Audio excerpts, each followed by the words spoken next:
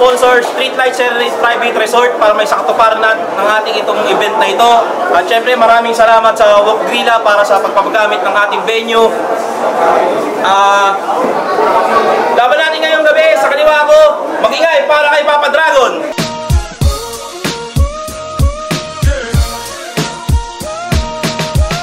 Shoutout, Isliga Libre, CDK, WPCU, Big Bad Norte, sa lahat ng True Browns na dyan, sa mga tropang sumuporta. Kay Sir Ribes, kay Sir Mavin, sa Biser ko at Manager, salamat.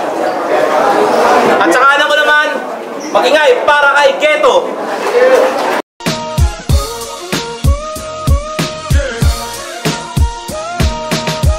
Shoutout nga pala sa PMPDLO, CWNS, TPG, ko sa E69, then kay Sir J.M. Reyes, tapos kay Ali Nacinto, Michelangelo, Fabio Lice Perez, Shino, Nash Louis, Mami Putragis, EJ Senarosa, Tropang Sandro, No Snitch, tas Amazon, tas sa mga taga-papap.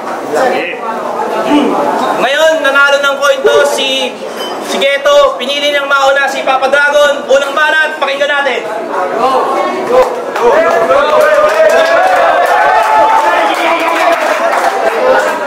Geto! Wow! Experience naman! SRBL, game? Game! Wala akong barong mabigat, di ako marunong mag-bar.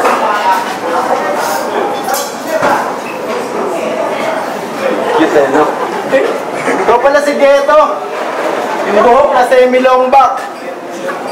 Geto pangalan, tapos buhok mo, pang K-pop.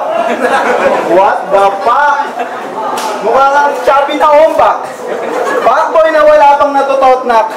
Source na walang contact. J-Vlog yung buhok, yung mukha. Bogart.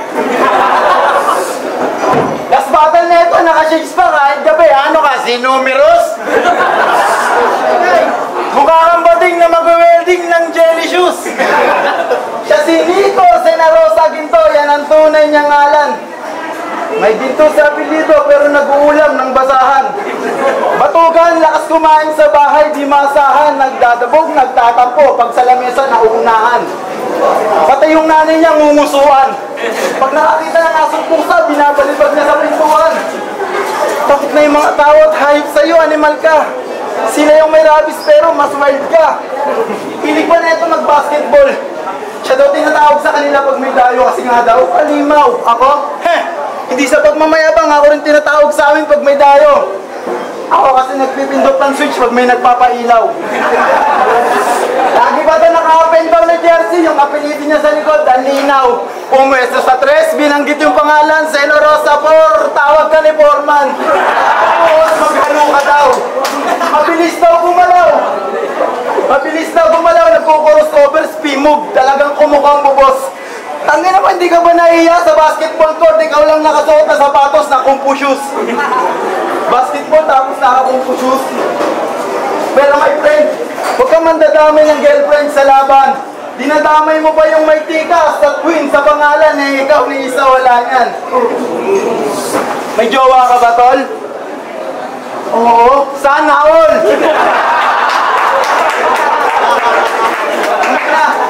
Narinig nyo naman, nakita nyo naman gumanan, nalata na meron.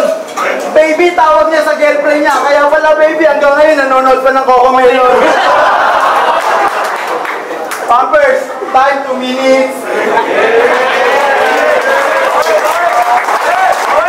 Okay! Oo, tinawag ako ni Foreman. Yun na ba yung sagad? Kaya nga ako tinawag kasi ibuhos ko daw lahat, yo! Binigyan ulit ng battle. After nung debut, aking kalaban, pinagmukha lang na abnoy. Tapos, ikaw na yung susunod, boy. Sakto, ikaw na yung susunod na mananaghoy. At kaya nga ako tinapat sa dragon kasi alam niyang pinamamahayang ko yung apoy. Oo, di maapula. Paliyab na nilikha at kahit na ano pang pilit. Kaya anong ibubuga nitong dragon? Kung ako'y literal nga na Pinoy, na taon-taon babad sa init. Kaya tupok agad, sunog balat, kasama ng panggulat na atake. Sabay suntok barag, bungunya at katana ang pambungad sa paghati. Kasi malas mo. At ikaw pa yung napik ng iyong master sa dinami-dami niyong nasa selection. Ngayon sunod-sunod na punch si bibigay hanggang maging toothless. Oo, yan aking intention. Binigay ka sa akin yung type para patinuin at para bigyan din ng leksyon. Sa agreement na napag-usapan, sukdulang ginawa lang, oo bilang misyon. Yo, one last sneakers. Osay, where are you? Hey! Wala? Boss! Wala? Boss, watch me carefully! Because this is how to train your dragon. Kasi mali ka ng inakalang. Tingin ko dito isang hamak lang na training camp. Dahil ako'y napadayo dito at pakay ay gawin to mismo ang aking hunting ground, hindi to silent drill. Pero ganap ko pang lyrical assassin, lagay mo'y critical sa akin. Walang chance tong minimal pala rin, hinangad nung typical wala rin. Kaya may magagawa pa solid bar, bukong sa chemical sa lain. Alam kong wala, kaya tinatad ng physical yung rhyme scheme. Alam kong siguradong pipito pagtapos. Technical tawagin, ganun ba yun? Tangina, nakalimutan ko yung kasunod. Kasi para sa akin, makalaban ka isang insulto. Pero itatatak to sa bungungo at masisingit pa sa senaryo. Na ano silbi ng drug mo sa pangalan, hindi ka naman straight kung pumunto. Si pasyente, huli, pasyente. Ano gusto niyo sa akin iparating? Na ako yung salarin kapag siya ay dumaing? Ako nga naka-seek mode sa laro pero kinilalang magaling kaya tangina. Mahirap para sa akin magkaroon ng laban na ganito. Pero tandaan mo, hindi ikaw, kundi expectations ang hinaharap ko dito. Kasi bakit nyo ako binigyan ng kalaban? Na pag lumetra, hindi ma-feel. Pero kahit ganon, bigay todo. At malabo tong mag-chill. Tas 2 minutes, maabot pa pang ko. Saktong reference ko full of skills. Cause I didn't waste my time na parang Richard Mille. Pangalawang banan, pakinggan natin. Ang boring mo, putang ina mo. Hindi ako marunong mag-English pero padudugoyan ko yung ilong mo.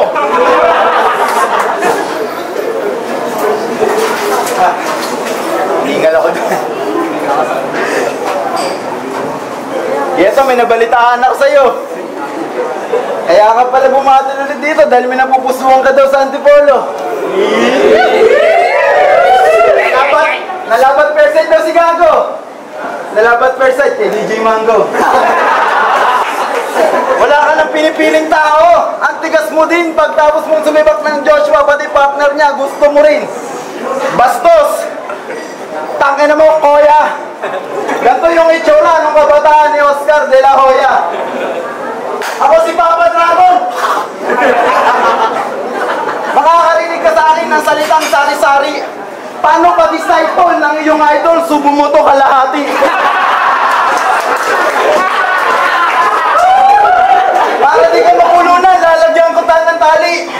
Bibigyan kita ng pabor, di na ako hawak sa buhok mo tol. Ikaw na mismo magdidikit sa iyong labi.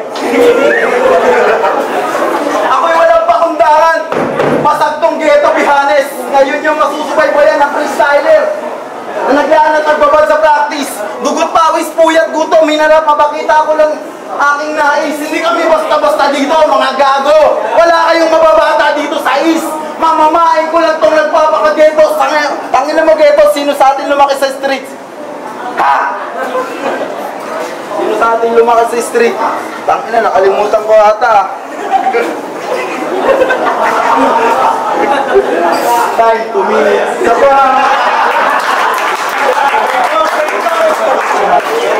Okay na. Pangalawang banan. Tingnan ko sino ba pare sa amin lumaki sa ghetto tapos nakalimutan. Tandaan mo naman. Tandaan mo na, hindi mo pa matandaan. Yo game! Yeah.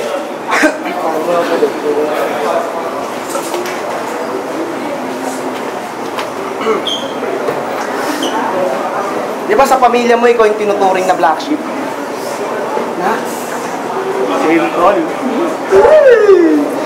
Sa gustong ma-achieve sa life, we have different goals. Di ba repin mo, mayabang thugs? Sa grupo niya, saludo po. So very proud to be man. Dahil sa kang mayabang thugs. Pero sa battle, pinatitripan ka lang. Paano ko nasabi?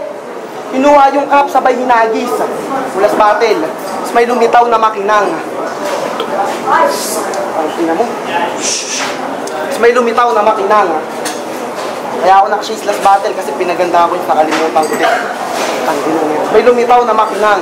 Kaya sa madaling salita, itong nagpapaka-black sheep may tinatagong liwanag sa katawan. Bigang kulang o, 20 feet ang taas ng bunbunan mo. Sheesh! Di ba? Grabe si Lord gumawa ng ideya. Kasi simula nung binuka niya dito sa mundo, dun din nabuo yung salitang Tikinelodya.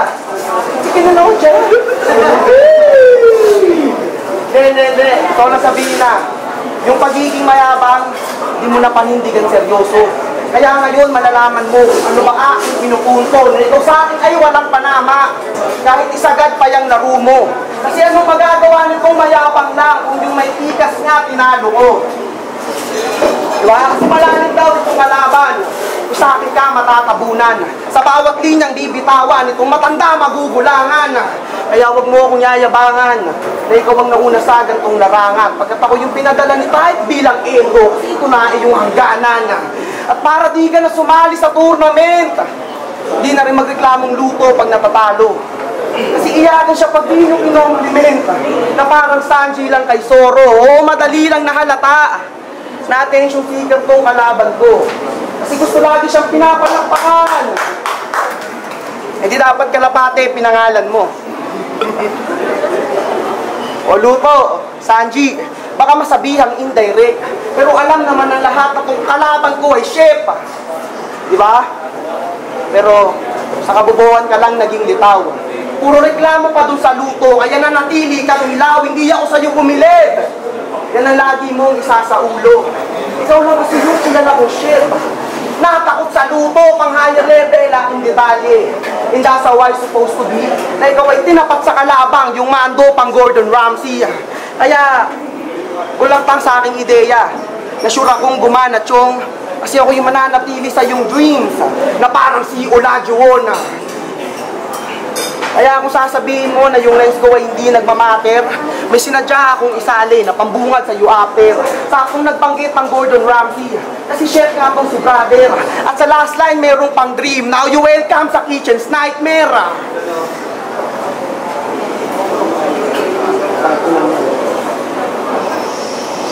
Alam ko masyadong napahaba yung rounds na binuo ko dito. Kaya pag-usapan naman natin sa round 3. Yung ideya kapag sa laban ay nabihado. Huling banan, pakinggan natin. Chef daw ako. May tira pa ang trabaho ko. Hindi ako chef. Oo nga, hindi nga. Akala nyo may tuba? Hindi nga. Okay, round 3 game. Kamusta ka? Nagdaan na itong Holy Week. Si Jeto naman ata nakatakip sa mukha, brief. Holy shit! Pinaglakad ka sa initan ng mga kasama mo habang sila nakasakay sa Honda Click. Habang pinabalo-balo na tanga na may tinik, nilagyan pa sa itlog at sa butas ng puwit ng antik. Kaya nung araw ng pagkabuhay, si Gago, halos mamatay-matay, di makagalaw. Ang punta nila na Tagig, si Gago nakarating ng Tagigaraw. Gangster daw siya at may hassle sa kanila. Lumaki daw sa streets pero sa bundok nakatira. Ha?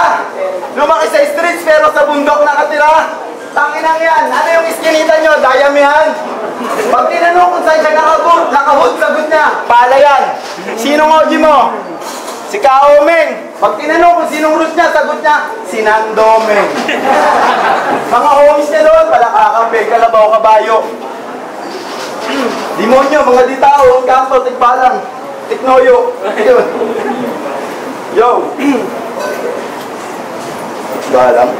Soyo. Ang pagkakanya ko, nakalimutan ko, may soyo. Ang init-init, nakalong sleeve ka pa. Himala, nagsusumblero na yung paa.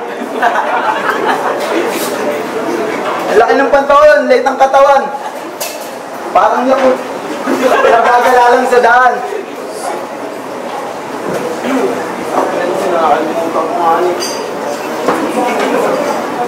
Mga umisa, wala kakambing, kalabaw, kabayo.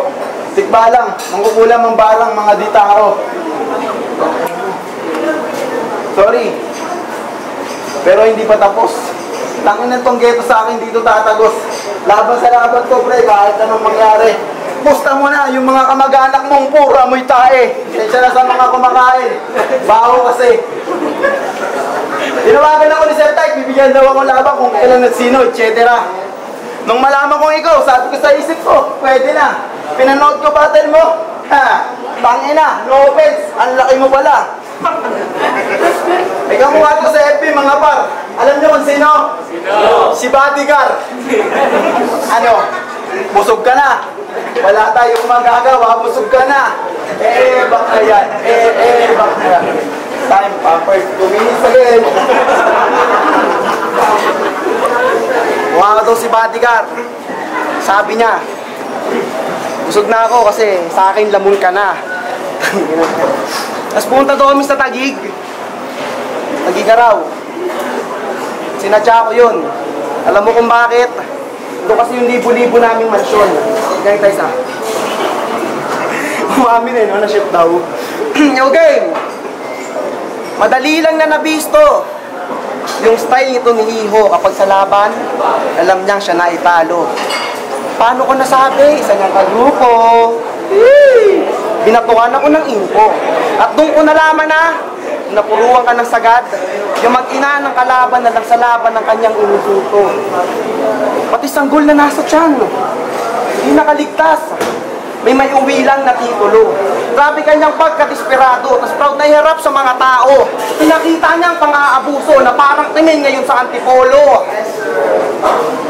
Yung bata daw sana malaglag. Yun ang kanyang linyang binato. Kaso sadyang mapagbiro ang tadhana at mapaglaro. Masyado kang naging kampante. Diyan sa kinatatayuan mo nang di mo namamalayan, isa na sa mga bata mo yung naglaglag sa'yo.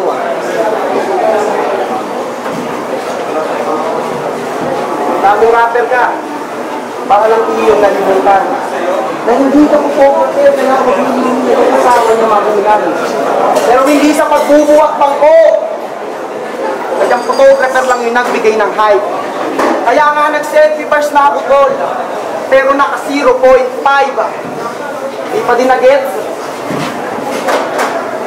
Pinupunto ko sa battle. Na yung humihilim ako na pinupungan. Kaya nakuha na ng angle. Tapos pang-whole body aking inspection. Kasi kahit heavyweight, pang-whole body aking inspection. Itong bigay sa full sa big shot. Kung mala proton cannon, cause on air aking tirada. Ito ay PR mode, one shot assassination sniper na parang QR code.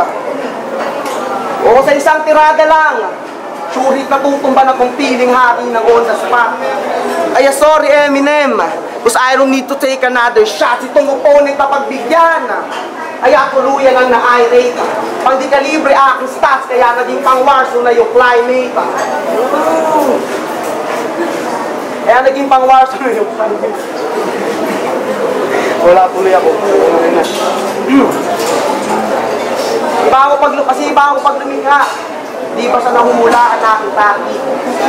Kaya itong galit pa ng south, tatamaan.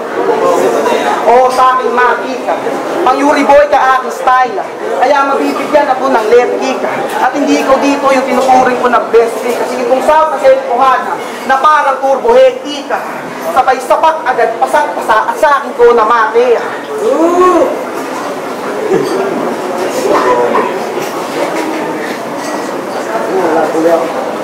Hindi. Manalo o matalo. Salamat. Kahit nangyari, binigyan natin yung sagad. Pero itong gabi, sabi ko lang, para sa inyong lahat, yung siren.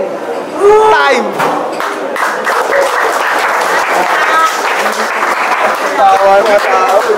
Yo! Siren! Hakbang Baitang! Papa Dragon versus Ghetto! Ang resulta, 3-2 para kay Ghetto!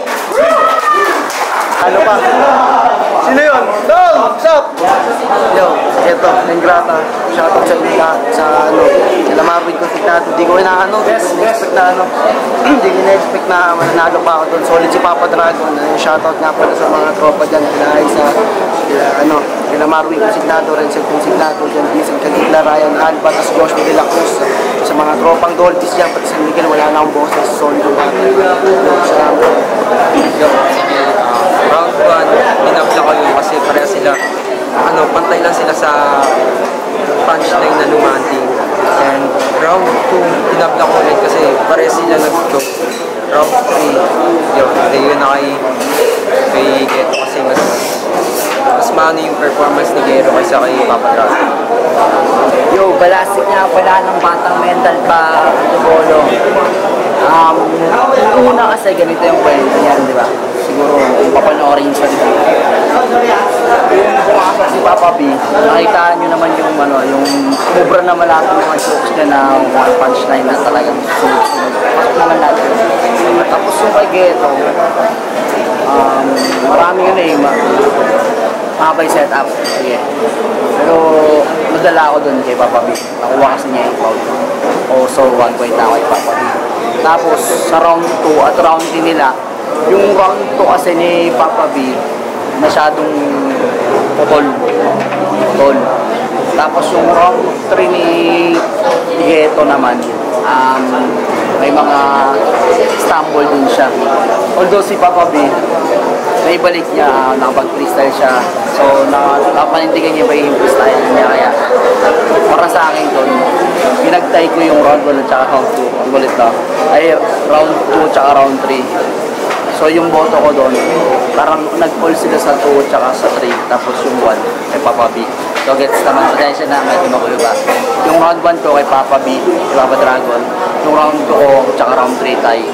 Papa B ako sa round 1. Yo, Lane, Rob Street, 13, Depot Street. Binoto ko si Geto.